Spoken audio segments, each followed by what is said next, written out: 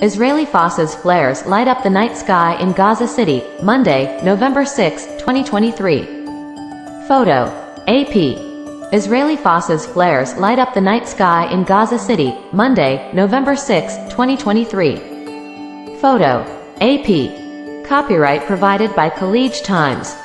Prime Minister Benjamin Netanyahu said Israel would consider tactical little pauses in Gaza fighting to facilitate the entry of aid or the exit of hostages, but again rejected calls for a general ceasefire despite growing international pressure.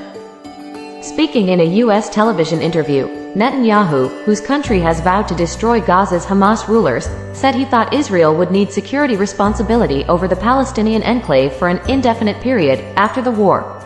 Asked about the potential for humanitarian pauses in fighting, an idea supported by Israel's top ally the United States, Netanyahu said a general ceasefire would hamper his country's war effort. As far as tactical little pauses, an hour here, an hour there, we've had them before. I suppose we'll check the circumstances in order to enable goods, humanitarian goods to come in, or our hostages, individual hostages, to leave, Netanyahu told ABC News on Monday.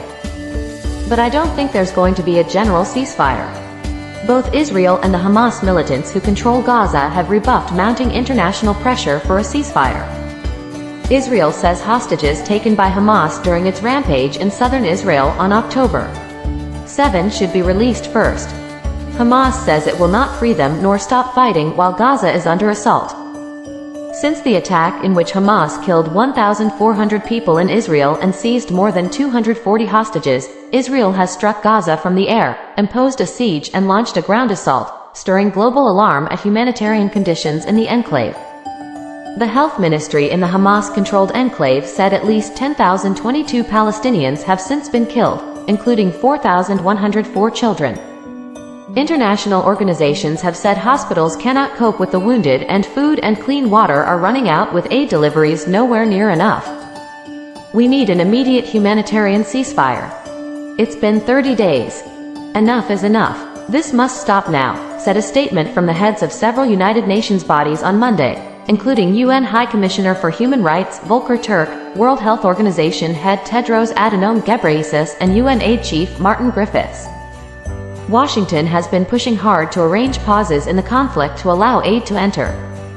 But it has argued, like Israel, that Hamas would take advantage of a full ceasefire to regroup.